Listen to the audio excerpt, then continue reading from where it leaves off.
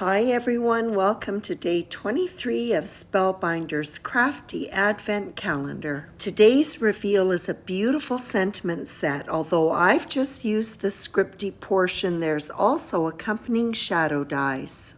I'm starting off by creating an ink blended background.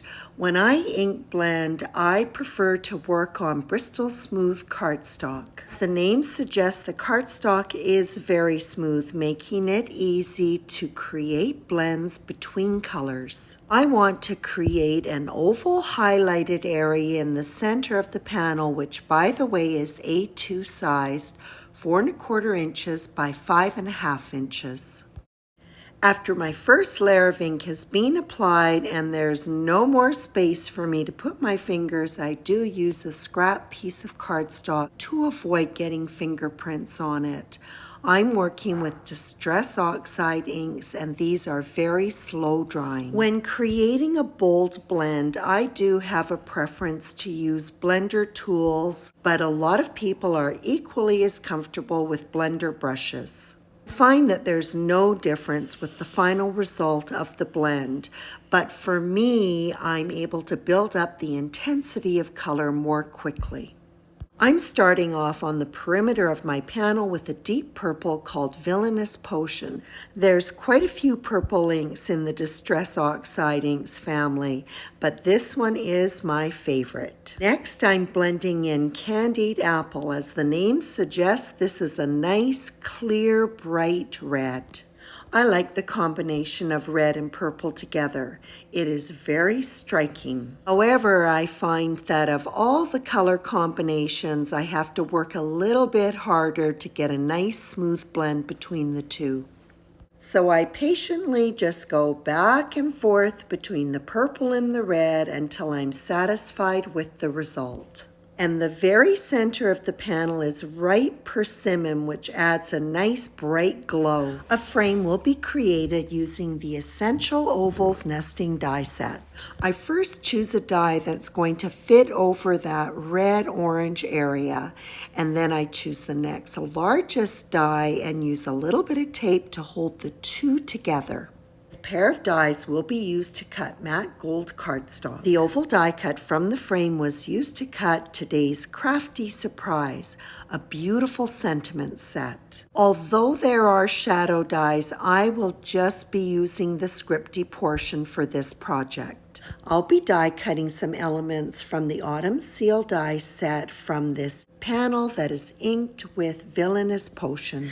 But first I'll add in some spatter on the card front and the panel that I will be die cutting using Distress Stain Tarnished Brass and applying it with a fan brush. I give it the time that it needs to dry, and then I can take my long stemmed dies and cut that purple panel. Using Tombow adhesive to apply to both the thin frame and the fine sentiment die cuts. These will be set aside to dry completely. You'll know when it's dry because the white adhesive will turn clear.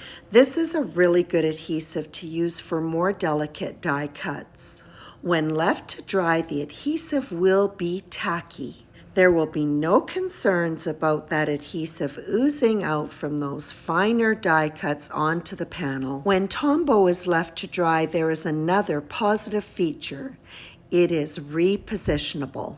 I appreciate having that flexibility when I'm trying to center something on a panel or get my sentiments on straight. And I'll be doing both for this card. And as if this panel wasn't dramatic enough, I'm going to take some black soot and just lightly apply it around the perimeter of the entire card front.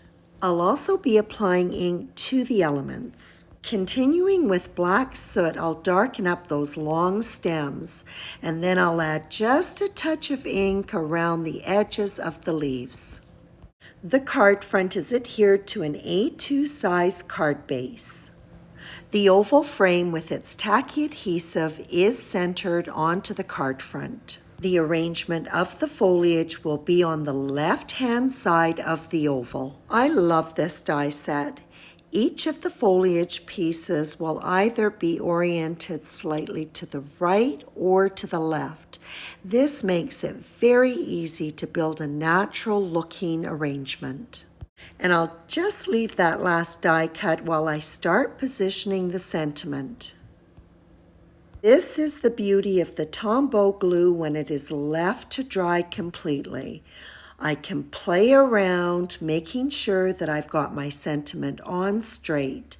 Just leave the front end of that sentiment lifted off of the cardstock while I slip in the stem with the seed head. I can just apply some pressure to the front end of that sentiment and the first word is adhered. And then I'll add in the word you, keeping the distance about the same from the edge of the oval frame as the word thinking, and then I'll pop in the word of. And I keep picking up my card because I can see if everything is straight if I hold something at eye level. I'll finish off with some matte gold half pearl embellishments. There are some guidelines that I follow when I add in these pretty little accents. I work in threes, creating a triangular pattern. I also keep the embellishments close to the element so that it doesn't detract from the focal point. Then there's one more thing that I do. I also make sure that these accents will not align with each other top to bottom or right to left so that they have a more natural look. And that completes day 23 of Spellbinder's Crafty Advent Calendar featuring this gorgeous thinking of you sentiment. I hope you'll stay tuned for day 24 as we draw this series to a close, with a splash I might add. And as always, I appreciate your visit.